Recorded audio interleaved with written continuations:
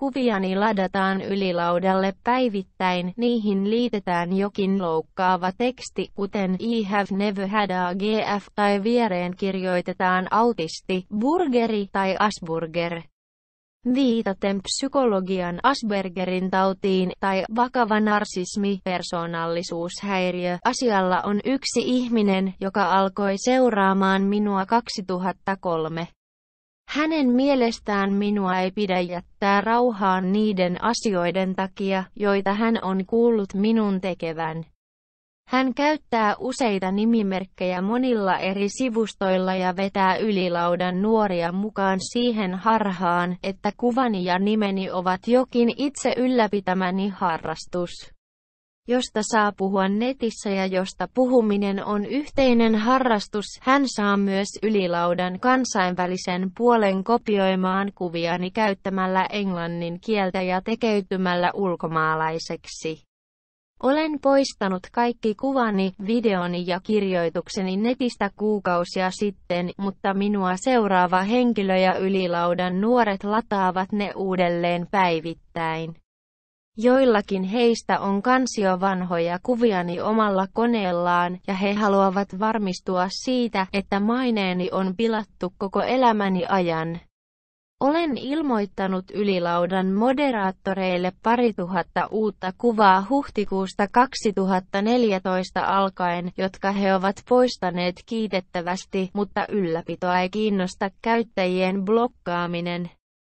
Ylilaudan nuoret luulevat, että meemi, joka tarkoittaa muodissa olevaa sosiaalista ilmiötä, on sama asia kuin se, että ryhmä teinejä haluaa pilkata toisen kuvia netissä. He kirjoittavat toisilleen, että meemi on pidettävä elossa, tai he postaavat satoja kertoja poistetun kuvani ohimennen pitääkseen meemin pinnalla. Ylilaudalla oli 2012 varastetusta kännykästäni murretut kuvani. Kun poistin omia kuviani, eräs käyttäjä kertoi löytäneensä ystäväni ja lataavansa sitten hänen kuviansa. Sen sijaan ystäväni kuvia on poistettu jo 2 eri versiota. Ylilaudan käyttäjille on suvaitsematon asenne normista poikkeavia kohtaan, aivan kuten yläasteella, jossa pilkataan ketä tahansa, joka osoittaa jotain tavallisesta poikkeavaa ominaisuutta. He kutsuvat sitä Aspergerin syndroomaksi, jota he vihaavat yli kaiken. Se ei ole oikeaoppista teoriaa, vaan lainvastaista herjaa. Kenen tahansa kuva voidaan ladata ylilaudalle, jossa siihen liitetään teksti Asperger. Poliitikkojen tai julkisuuden henkilöiden kuvia editoidaan siten, että he näyttävät keskisormea. Käyttäjien mielestä mikä tahansa, joka on laitettu nettiin, on vapaata riistaa sille, että anonyymit henkilöt tekevät siitä pilkkaa. Ylilaudan käyttäjät tekevät GIF-animaatioita yksityishenkilöiden kuvista, joihin he luovat jonkin vääristävän ja loukkaavan piirteen. Ylilauta on käytännössä 2 palstan foorumi, international ja sitä tuplat aktiivisempi, satunnainen. Niillä kummallakin on lapsipornokuvia, jossa piirretty alaikäinen hahmo ja hänen vaginansa on aikuisen sormien käsittelyssä, tai isän ja ala-asteikäisen tytön suutelua tahallaan vihamielisessä kontekstissa. Siellä on kuvia japanilaisesta kielletystä lapsihentaista.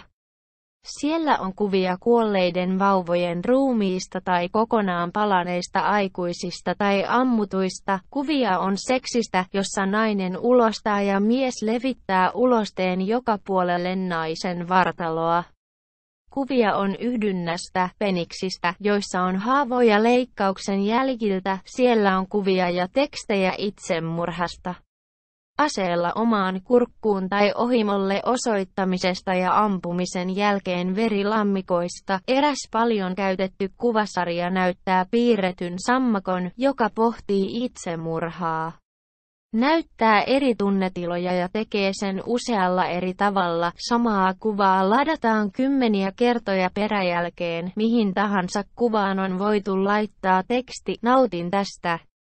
Ylilautaa selaa kaikenikäiset henkilöt yläasteikäisistä alkaen. Itse selaan sitä vain kuvieni poistamiseksi. Kaikki näkevät kaiken yllä mainitun erilaisuuden vihan, yksityishenkilöiden pilkkaamisen ja ahdistelun, väkivallan ja raakuuden, seksuaalisen hyväksikäytön ja fetismit. Ylilaudalla on asiattomien viestien ilmoitusjärjestelmä, joka kattaa kaikki nämä rikokset, mutta käytännössä listat ovat täynnä sellaisia viestejä. Nuoret ajattelevat, että listan käyttö on omalla vastuulla ja siellä voi jutella normaaleja teinijuttuja kaiken aikuisten postaaman lomassa, jos ei ota näkemäänsä liian tosissaan. Jutun ydin on siinä, että alaikäisillä on esteetön pääsy tällaiseen materiaaliin, josta eivät vanhemmat ehkä ole samaa mieltä. Ylilaudan samoja listoja käyttää lasten lisäksi aikuiset, joille ei ole mitään väliä sillä,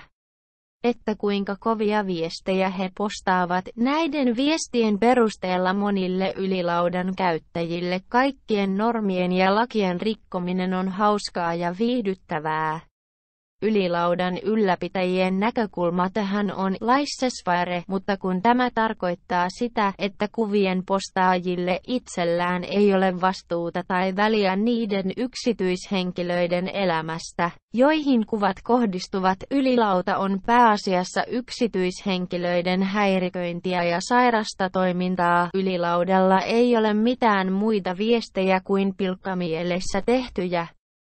Siellä käytetään eräänlaista satunnaiskieltä, jossa vain sillä on väliä, että saako palstan kaveri selvää. Se on paikka, jossa mitä tahansa pahoinvoinnin aikaansaamaa, rikollista, sairasta ja yksityishenkilöitä loukkaavaa voi kirjoittaa ilman, että siitä jää kiinni tai että kukaan poistaa viestejä. Ylilaudan käyttäjät ajattelevat, että anonymiteetti tarkoittaa tätä, ja ylilaudan ylläpidon toiminta on liian kuurokorvaista ja sallivaa, jotta ylilaudan toiminta voitaisiin sallia jatkossa. Ylilauta on kuitenkin löydettävissä Googlesta ja kaikki sinne ladatut kuvat näkyvät kaikilla hakutermeillä, joita niihin on koskaan liitetty. Googlen hakukone etsii poistettujen kuvien tilalle välimuistikuvia, eikä kerran tehtyä linkkiä henkilön nimen ja kuvan välillä saa koskaan pois. Itse haluan päästä rauhaan ja ettei minun tarvitse poistaa kuviani joka päivä. Ehdotan, että ylilauta kielletään Suomessa tai sen status Googlen löytämänä palstana poistetaan.